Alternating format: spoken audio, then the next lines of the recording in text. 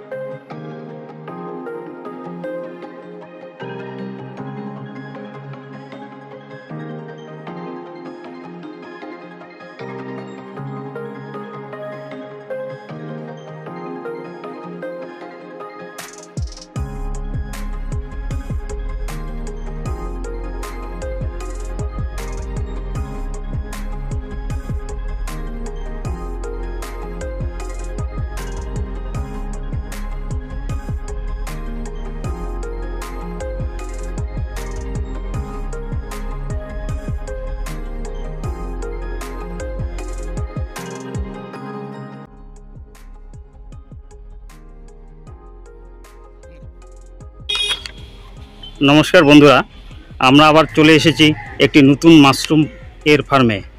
আমাদের যে চাষি বন্ধু রয়েছে উনার মাশরুম চাষের কাহিনী ও চিত্র তুলে ধরতে। এর আগে ট্রেনার তো আপনাদেরকে বলে দিয়েছেন উনি কি করে, উনার বাড়ি কোথায়, তারপরেও আবার উনার নিজের মুখেই শুনে নিচ্ছি। নমস্কার দাদা, আপনার নাম? বিশ্বনাথ রায়। জুড়ে বলতে হবে। বিশ্বনাথ রায়। ঠিক আছে, আপনার জায়গাটার পুরো নাম? আমার জায়গাটা সদানন্দ নগর, ওয়ার্ড নম্বর 25, বঙ্গাইগাঁও ডিস্ট্রিক্ট। ঠিক আছে, আপনি মাশরুম চাষ কতদিন হলো করছেন? আমি এই ফার্স্ট শুরু করলাম। ঠিক আছে, কার উদ্যোগে, কার সাহায্য নিয়ে শুরু করেছেন? আমি ওনার সাহায্যে, উনি আসছে নবজিৎ সাহা দাদা, ওনার থেকে আমি এই মাশরুম করার পদ্ধতিটা নিয়েছি। ঠিক আছে, এর আগে আপনি কি কাজ করতেন? এর আগে আমি কিছু প্রাইভেট কোম্পানিতে কাজ করতাম। তো কিছুদিন যাবত আমি কাজটা রিজাইন দিছি। দেওয়ার পরে আমি ভাবলাম যে কিছু তো একটা করতে হবে। তো এটা একটা সহজ উপায় একটা দেখলাম যে মানে কম পয়সা এটাতে ইনভেস্ট করে আমি মানে একটা বিজনেস একটা শুরু করতে পারবো, যাতে আমার আগে ভবিষ্যতের জন্য কিছু করতে পারি। সেটাই আশা রেখে এটা কাজটা শুরু করলাম আমি। ঠিক আছে, এত কাজ থাকতে আপনি মাশরুমকে কেন বেছে নিলেন? কেন কি এটাতে অল্প ইনভেস্টটা কম হইতেছে, কাজটা শুরু করার জন্য ইনভেস্টটা কম লাগতেছে। তো সেটার জন্যই আর কি আমি ভাবলাম যে এখন এটাই কাজটা শুরু করি। ঠিক আছে দাদা, মাশরুম নিয়ে আপনার ভবিষ্যৎ পরিকল্পনা কি আছে? মাশরুম নিয়ে ভবিষ্যৎ পরিকল্পনা থেকে যাতে আমি মানে এখন তো বেশি মোটামুটি অল্প কিছু দিয়ে আমি শুরু করলাম, এর পরবর্তীতে আমি চাই যে যাতে বড় করে আমি করতে পারি, আর ভবিষ্যতে আরও যাতে আমি বড় করে ফার্ম করতে পারি। বাহ, খুবই ভালো চিন্তা ভাবনা। এখন কথা বলে নিচ্ছি ট্রেনার নবজিৎ সাহার কাছে। নমস্কার, আমি নবজিৎ শাহ। আজকে আবারও চলে আসলাম একটি নতুন মাশরুমের ফার্মে, এই দাদার বাড়িতে। দাদার নাম হলো বিশ্বজিৎ রায়। এই দাদার অ্যাড্রেসটা হলো আসাম রাজ্য, বঙ্গাইগাঁও জেলা, বঙ্গাইগাঁও সদরেই, ওয়ার্ড নাম্বার 7, তাই না? 25 নম্বর ওয়ার্ডে আজকে চলে আসলাম এই দাদার কাছে। এই দাদা তো বললোই, দাদা আগে কি করতো, একটা প্রাইভেট একটা কোম্পানিতে সে চাকরি করেছিল দীর্ঘ কয়েক বছর। চাকরি করার পর তার চাকরি সে ছেড়ে দেয়। ছেড়ে দেওয়ার পর বাড়িতে কিছুদিন বেকার অবস্থায় থাকে। তারপরে সে অসংখ্য কাজ খোঁজে যে অল্প পুঁজি বা অল্প একটু ইনভেস্ট করে কি এমন কাজ করা যেতে পারে বা কি এমন ব্যবসা করা যেতে পারে।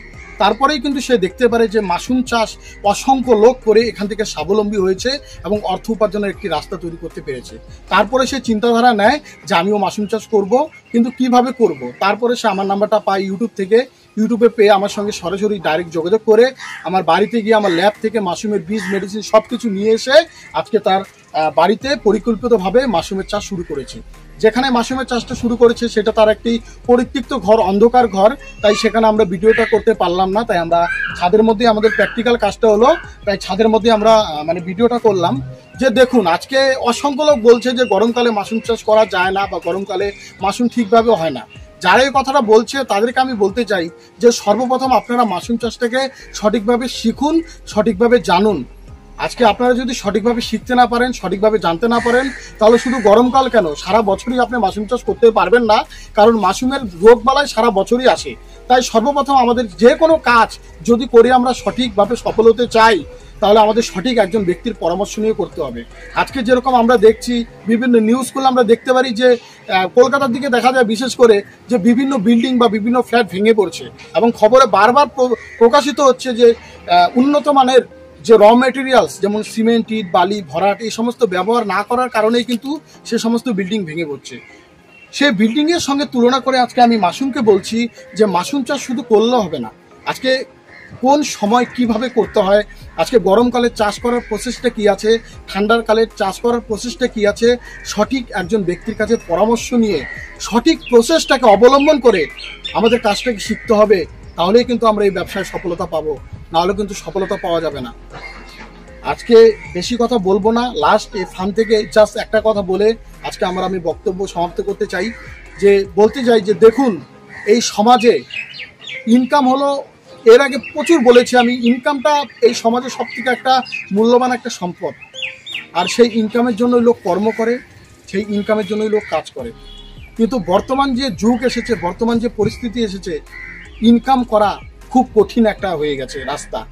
সেই ইনকাম লোকের কাছে খুব সহজে লোক করতে পারছে না। আজকে আমাদের সঙ্গে যারা যুক্ত হচ্ছে, মাশরুম চাষের সঙ্গে যারা যুক্ত হচ্ছে, তারা কিন্তু আজকে খুব সহজেই মাশরুম চাষের মাধ্যমে তারা কি অর্থ উপার্জন করতে পারছে। এবং এমনও কিছু কিছু লোক আমাদের সঙ্গে যুক্ত হয়েছে যারা জীবনে কোনোদিনও ভাবেনি যে আমি মাশরুম চাষ করে অর্থ উপার্জন করতে পারবো, কিন্তু আজকে কিন্তু তাকে মাশরুম একটা অর্থ উপার্জনের রাস্তা করে দিয়েছে।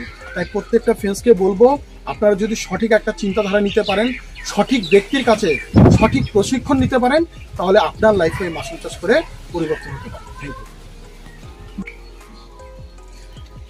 দাদাকে আমরা একটি সার্টিফিকেট প্রোভাইড করলাম সাই মাশরুম ট্রেনিং ইনস্টিটিউটের তরফ থেকে। এই সার্টিফিকেটটা আমরা প্রত্যেকটা চাষিকে দেই তাদের অর্থনৈতিক ডেভেলপের জন্য। আজকে আমাদের সঙ্গে প্রত্যেকটা দিন প্রচুর লোক যুক্ত হচ্ছে।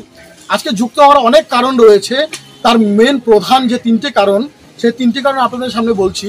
যে দেখুন, মাশরুম চাষ কিন্তু অনেক লোক করে, অনেক লোক মাশরুম চাষ করে, অনেক লোক ব্যর্থও হয়, অনেক লোক সঠিকভাবে করতেও পারেন না, অনেক লোকের লসও হয়, অনেক লোকের অনেক রোগবালাই দেখা দেয়।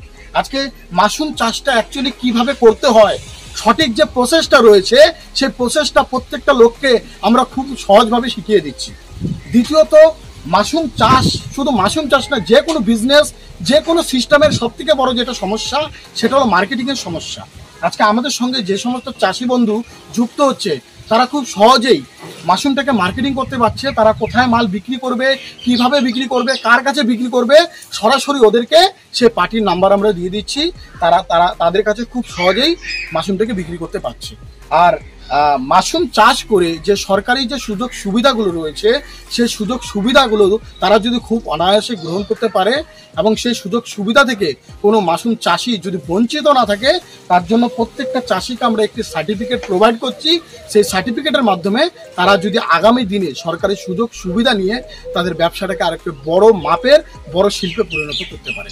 তাই আজকে আর বেশি কথা বলবো না, আজকে লাস্ট একটা কথা বলবো, যে সমস্ত চাষি বন্ধুর মাশরুম বিষয়ে সমস্যা হচ্ছে, প্রবলেম দাঁড়াচ্ছে, রোগবালাই থেকে শুরু করে বিভিন্ন রকমের সমস্যা, এবং মাশরুম সম্পর্কে যে কোনো তথ্য এবং বিশদে জানতে আপনারা আমাদের স্ক্রিনে দেওয়া নাম্বারে যোগাযোগ করতে পারেন।